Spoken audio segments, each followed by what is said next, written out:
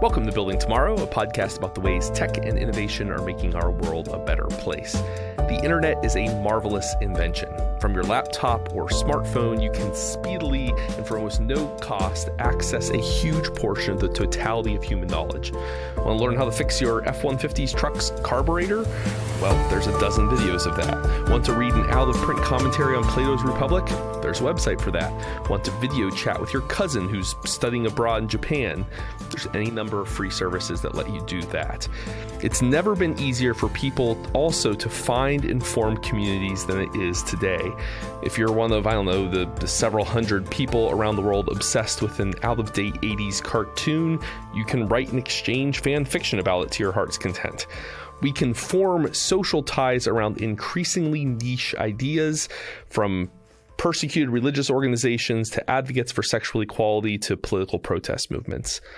But there is a dark lining to that silver cloud. Those same tools can be used to form harmful antisocial identities.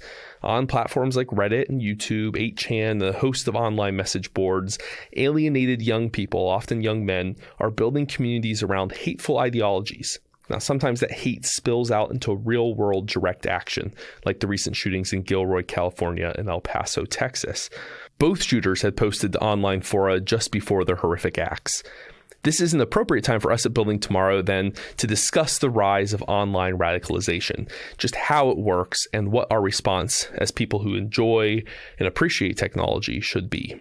I have a special guest on the line today, journalist Timothy McLaughlin, who wrote a fascinating piece for Wired recently about the weird, dark history of 8chan. And there'll be a link to the show notes so that you all can read it yourselves. Welcome to the show, Timothy. Yeah, sure. Thanks for having me. I appreciate it. So for our listeners who have very little familiarity with 8chan, those of us who are a little more digital natives have at least, whether we've been there or not, we know how the system works. But for those who aren't familiar, what is 8chan? How does it function as a website? Sure. So it's a message board or image board, rather, to be more specific, that's anonymous. It's a big part of it and a big part of the attraction and perhaps the reason some of the content is the way it is, that, people can use to post, images, short messages. I think to most, maybe not to most, but to a lot of people who are used to kind of surfing the modern kind of web that's available to a lot of people, Facebook, Twitter, those kind of YouTube popular platforms, they would find 8chan, and at least its appearance, to be quite, rudimentary or stripped down, much like a kind of 4chan or almost kind of Craigslist-like something from maybe the past internet age. So, that's kind of what the appearance looks like or looked like before. Yeah, so I think that's kind of the best way to visualize it if you've never kind of logged on to the site before. And it's full of, as you say, it's a like an image, a lot of image-based message board. Sure. Lots of memes and such percolate up out of 8chan. Yeah, and there's a lot of, I guess maybe one misconception would be that it's kind of just like one website. It's more it is one website, but I guess what I'm trying to say is that there are different boards covering different topics. And certainly there's ones that are more, notorious than others. There's boards that cover a wide variety of kind of topics and issues for people to engage and debate and kind of chat about.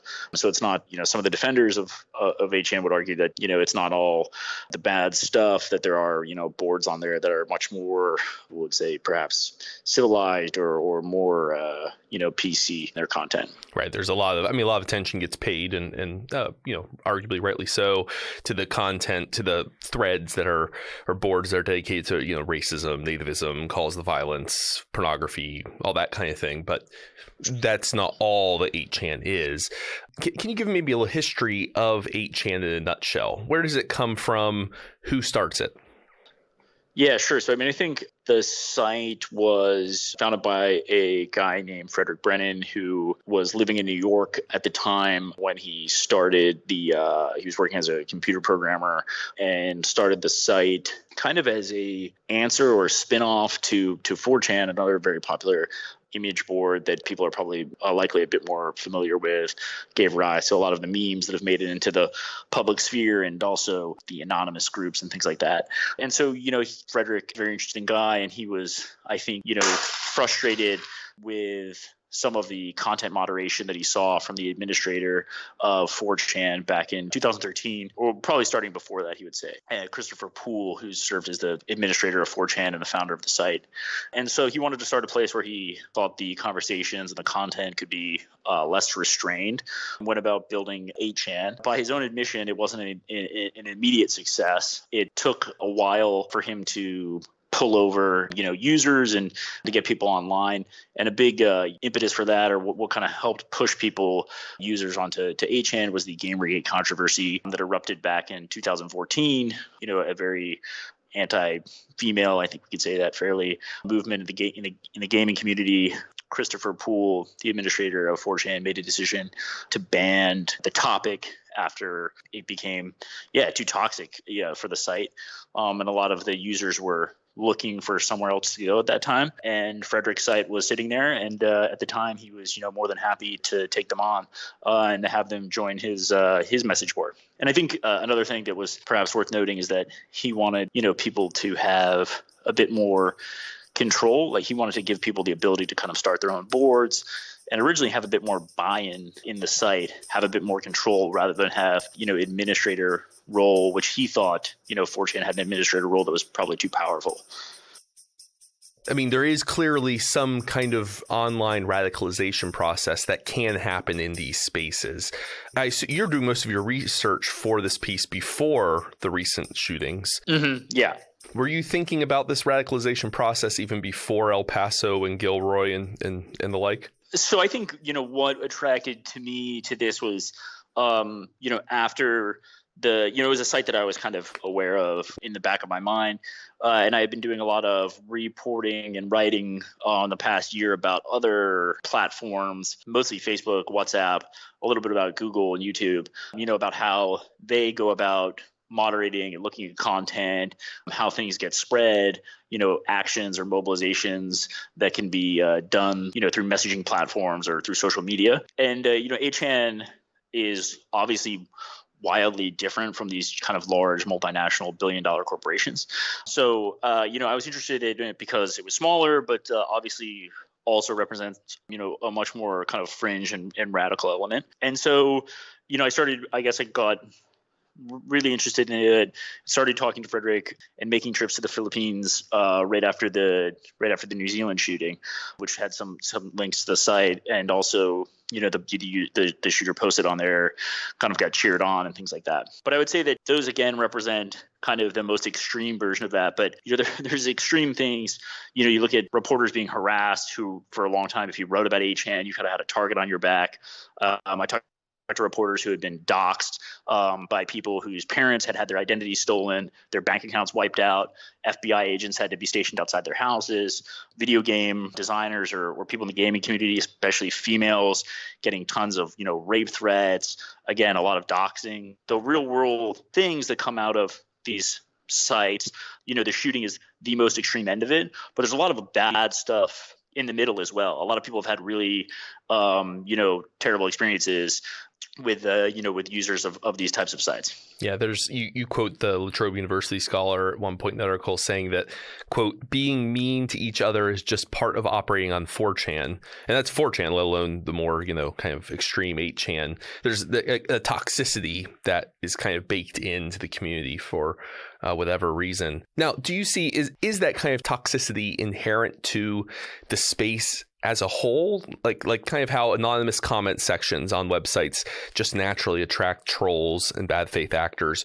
Or is it the function of the particular culture of those sites? Which I guess is a way of asking, are there non-toxic versions of 8chan and the 4chan? And have you seen evidence that these are in particular problematic, anonymized, kind of open message boards? I think there's degrees of all this, but I'll share an anecdote, that I heard from researchers and also heard from Frederick, is that a belief amongst a lot of users and amongst Frederick himself for a long time was that people using the site, he believed that, and like I said, researchers who have talked to a lot of predominantly 4chan users, hear this idea of like kind of strips the mask away from people so they don't need to act in a kind of politically correct way.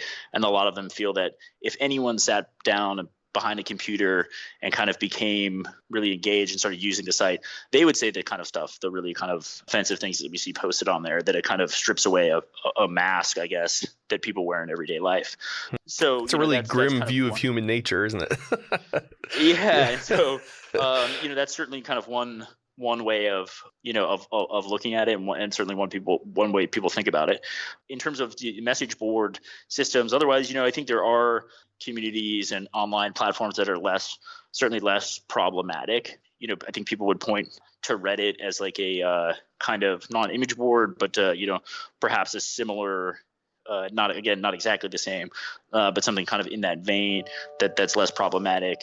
I'm covering protests in Hong Kong at the moment. There's a message board here that's been instrumental kind of organizing protests and bringing people out to the street. So, I think there are sites out there. Again, I think it's degrees of all this stuff, and kind of the user base and who gets drawn to the platforms.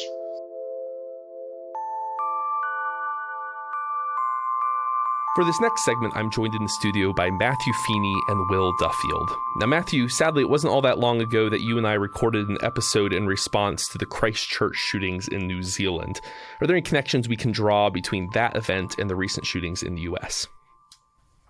Good question. I think when you look at these two events, they're both, of course, mass shootings, and both perpetrated by people who published manifestos on their complaints, right, outlining a series of grievances. They both seem to share similar themes, namely concern about ethnic replacement, as they put it, and also concern about the environment and what all this what the impact of immigration on what they perceive as the West. But it goes beyond, I think, just the incident and the motivation per se.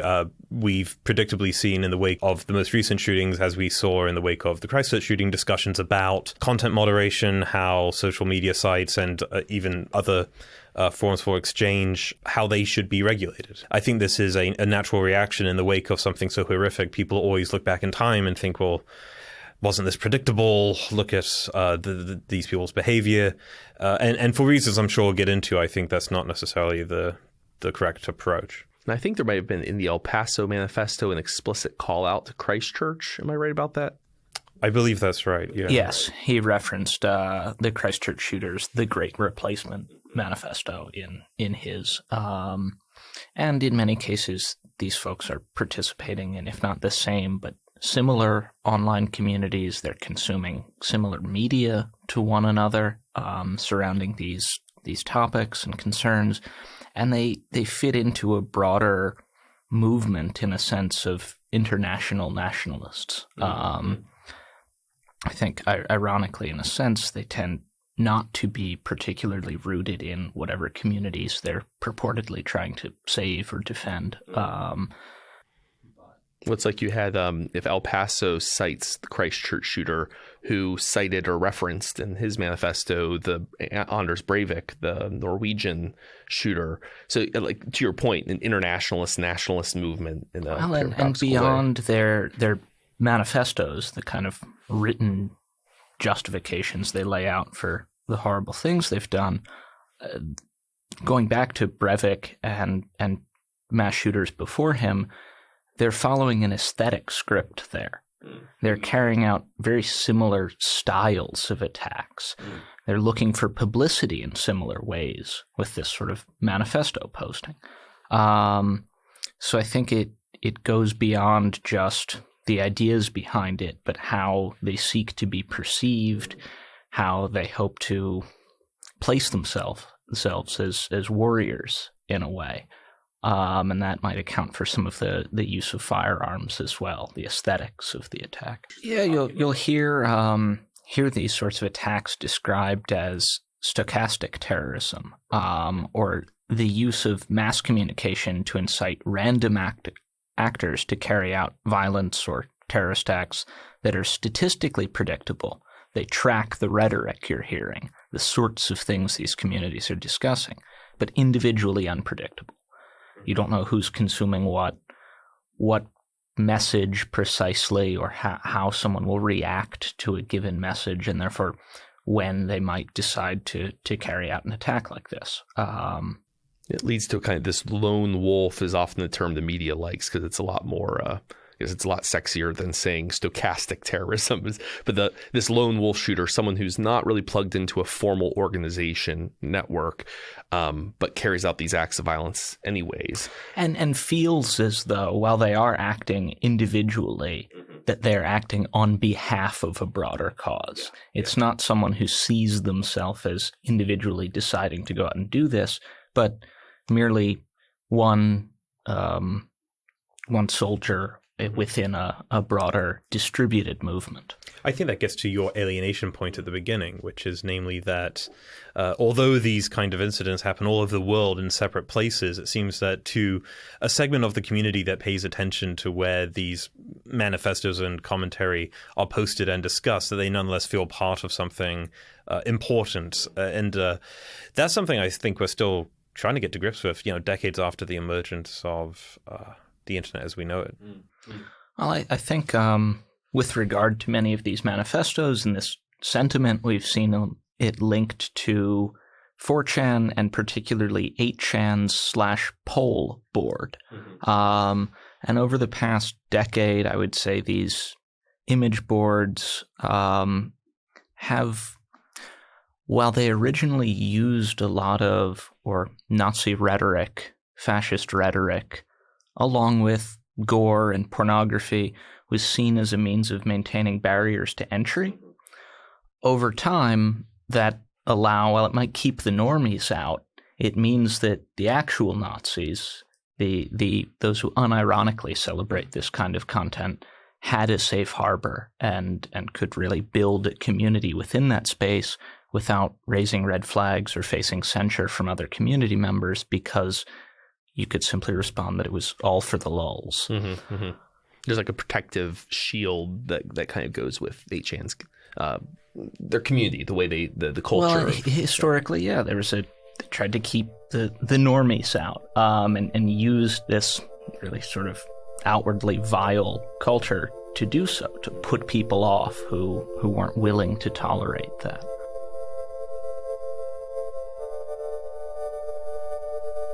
And what role can we argue that there is a particular role for the internet that makes this kind of stochastic terrorism possible, which would make it much harder to imagine in a previous era of our anarchist bombers or the like? What is it about the internet that makes this possible? It's cheap communication. These people and discovery costs have been lowered as well. So not only can you find like-minded individuals more easily, you can also speak with them more easily.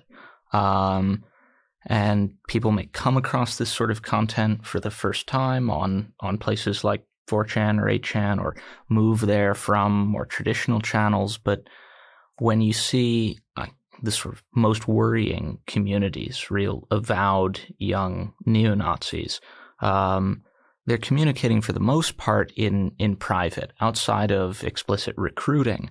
Their conversations are occurring on Discord, on private forums like Iron March, in encrypted messaging apps, and less so in public within, say, 8chan. That's more of a vector to those more niche, committed platforms. There is that, I think Will's point raises something worth pondering, right? Which is that you get the opportunity to form a community in the way you just didn't years and years ago. And Paul started this conversation discussing the fact that it's easy for people to find people with like-minded interests and all the rest of it. So if I like, I don't know, certain board games, or I like certain music, it's impossible to find like-minded interests. But this culture that we've been describing is I suppose, fascinating in the most horrible way possible. It has this very particular kind of aesthetic to it. It's got its own emergent literature. It has its own slang. It has it's much more than just a simple exchange of a tip on how to play something or how to make something. It's much broader than that. And this is the kind of thing that I think really freaks people out about this sort of thing, is that it's not just a typical kind of forum or exchange.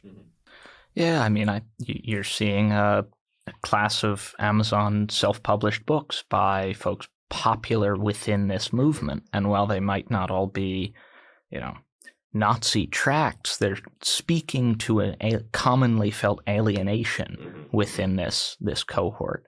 Something that just occurred to me, one of the points that I want to explore a little is that how much of the alienation is also a product of other recent innovation. So social media, it seems to me, is an amazing ecosystem, whether it's Twitter, Facebook, Instagram, even YouTube, I'd argue to a certain extent. But what's really interesting about all those platforms is that they tend to be places where your peers will publish good news, right? If you want, so the graduations, the job promotion, the birth of a new child, getting married, it's not actually a reflection of real life in any sense. And if you feel like you're one of these alienated people, those platforms, I imagine, could be quite depressing in the sense that, everyone went to high school went to decent colleges and they're getting jobs, or, and my sisters got married, but all these, the constant barrage of all the good news that Facebook in particular gives you.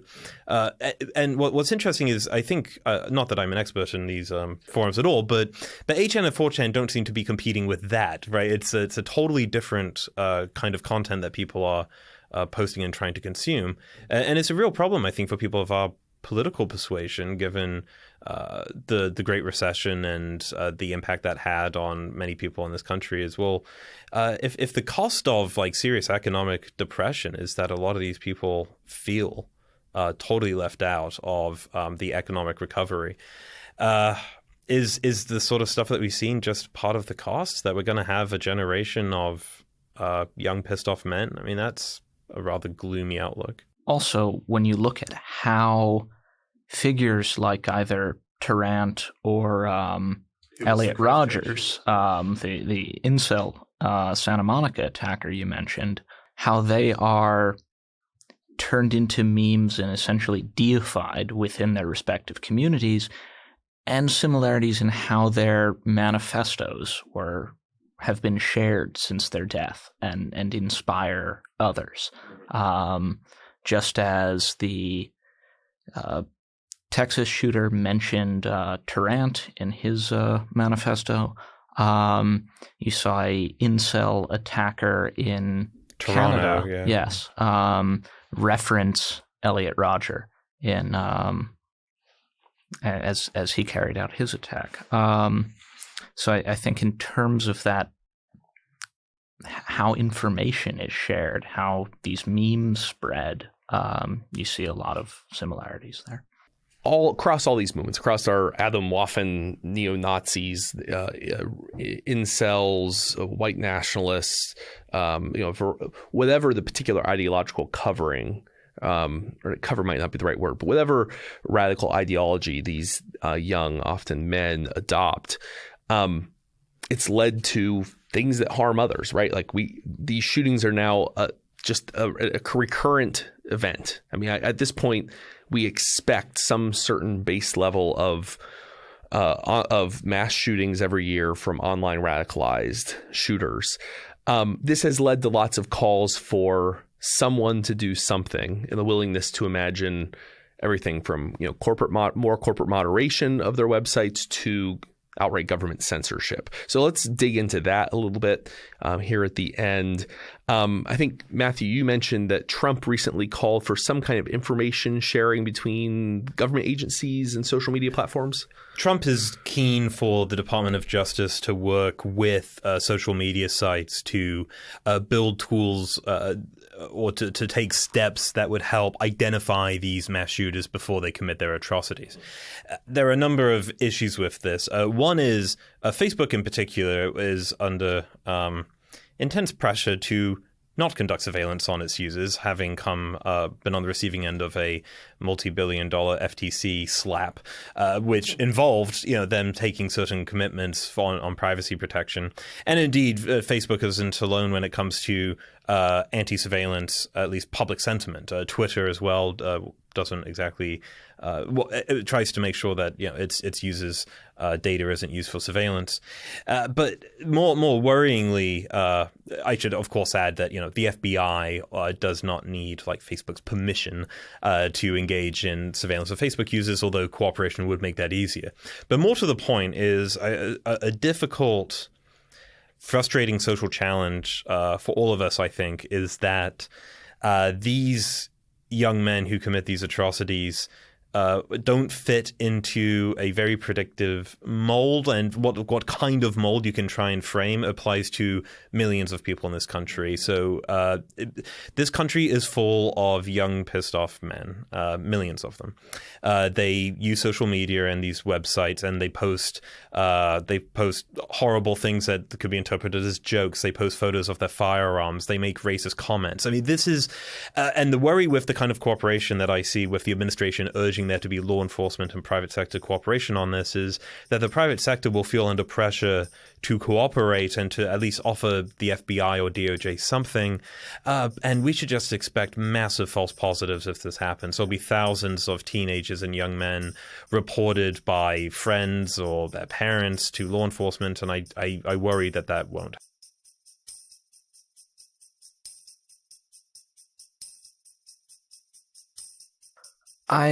I think as well when we look to other models of combating online radicalization, when we look to what has been done with regard to the threat of ISIS and concerns about young men consuming ISIS propaganda on social media platforms and then going to join or support the group, we see tremendous false positive rates. And we aren't just talking about young men swept up by the FBI who looked like they fit a profile, but other sorts of content, people trying to record atrocities, keep records of atrocities in Syria, other researchers simply documenting the conflict, the sorts of propaganda used by these groups, and those discussing theology in Arab language forums more generally. Now, because these are American tech firms, this was a Western-led effort to counter radicalization, and most of the people that these firms listen to, their constituencies, either in Washington or prominent users, are not Arab language users, then we were willing to tolerate a really high false positive rate in terms of the removal of other completely innocuous Arab language content, which, if applied to this kind of thing, rude memes in the United States, it really would be more broadly unacceptable. Looking at what we've done with ISIS means maybe we should tone down that effort in terms of speech suppression, not that we ought to apply that model more widely. I saw recently, I didn't read into it, but certainly something that came across my social media radar was pushback against Pete Buttigieg, who recently talked about, well, maybe we should have a countering violent extremism model for white nationalists or white supremacists. And our colleague Patrick Eddington has written before about what a disaster that approach had for Muslim Americans. It's a double-pronged risk. One is like the massive like false positives and inefficiency, but the second is, as we alluded to earlier, the martyrdom of people who feel empowered because they are now the target of this. I just think it's a mess. There's kind of an emerging bipartisan consensus around the issue, because like Pete Buttigieg, but also David French just called the National Review for, hey, we should use all these tools, these wonderful, delightful surveillance and tools we've developed for countering Islamic radicalism to white supremacy to these communities. So which is worrisome, because you can see the Overton window shifting on both left and right, an openness to this kind of surveillance. Something else that came to mind was it feels like we've learned nothing from the whole Fosta Sesta sex trafficking imbroglio. So, when Congress punctured a hole in Section 230 protections, which we talked about Section 230 in a previous episode. Well, they wanted to go after sex traffickers, but they had a false positive issue in a sense. But what ended up happening was a lot of these online personal ads forums just shut down entirely. Most of the people affected were not actual sex traffickers. It was prostitutes. They weren't trying to go after prostitutes, but they ended up doing was pushing a lot of prostitutes out into the street, making their lives more dangerous. But then also it's made it harder for law enforcement to do their job, harder for them to track actual sex traffickers. And there's been Mike Masnick at TechDirt's done a lot of reporting on this. So the same thing could apply here. If you do somehow manage to shut down these fora, for, young white ethno-nationalists, there's no guarantee. I mean, you could actually stymie your efforts to track what's going on, to watch for manifestos so you can predict someone who might be likely to actually commit a shooting, et cetera. Well, it gets a little beyond that, though, because what it means to shut down one of these things is not so clear cut. The FBI is a powerful institution, but it can't shut down any website it wants to, and it's not that difficult to figure out a situation in which a lot of these fora just move around to corners of the internet that the FBI can certainly reach but can't shut down. Yeah. And that's a jurisdictional issue, but as well as a technological one. I think it will just become totally infeasible for the FBI to really prompt the purge of all of this content. I think in terms of what productive steps can be taken, especially on the private side, we can look back to kind of the original model of this kind of disgruntled attacker, going to ancient Greece and Heterostratus, a fellow who burned down the Temple of Artemis to become famous, to draw attention to himself. He couldn't succeed otherwise, and he took it out on his community. And they passed a law. I'm not suggesting a law here, but a practice, damnatio memoriae, prohibiting any discussion of him, the using of his name. And obviously that failed because I'm invoking him now. But more broadly, when we look at these folks trying to go out in a blaze of glory, trying to put their name in the headlines, yeah. We don't need to put their name up there. We don't need to contribute to a sense of accomplishment that their vile community may provide for them or attempt to read into this. The more we build these people up as dangerous, feared actors, rather than, say, the attempted shooter in Oslo the other day who got cold clocked by some 70-year-old man and was dragged into court with 2 black eyes. The more these folks can be portrayed as foolish and kind of incompetent, blundering, purposeless, rather than the dangerous vanguard of the neo-Nazi world order, the fewer young men will see value and meaning in following them. So 2 points here.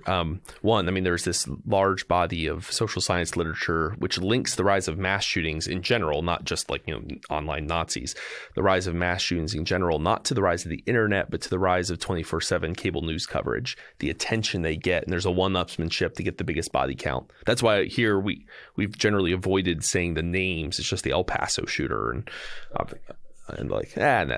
one mention. But I mean, but in general, I think media sites are becoming more savvy to that, not always using their name, not emphasizing the body counts, et cetera. So one point, I think that's well put. But to the other point, like, if it's a framing, these are sexually frustrated, alienated, confused young men. That's a lot more pitiful seeming than heroic crusader for, some vague notion of Western civilization like Anders Breivik wanted to be framed as. Or I'm thinking here of I don't know if you saw the British movie. I think it was called Four Lions. Yeah.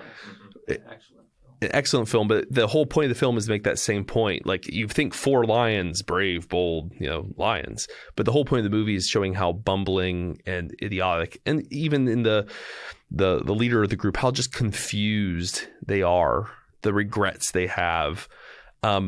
That's the impression we should take away from. So as I don't think the answer is not to discuss the fact that this online radicalization is happening. It should never be mentioned. We should talk about it, but realize what we're actually describing here. These are people who should be pitied. There should be efforts that are a number of organizations that are, I think, admirable for former radicals, both from left and right, that reach out to former white supremacists, trying to say, hey, look, I used to be one of you. Here's my gang tattoo, my swastika, but this is a dead end. You can make better choices than I did when I was your age, or vice versa. There's similar outreach groups for radical Muslims, especially in Britain.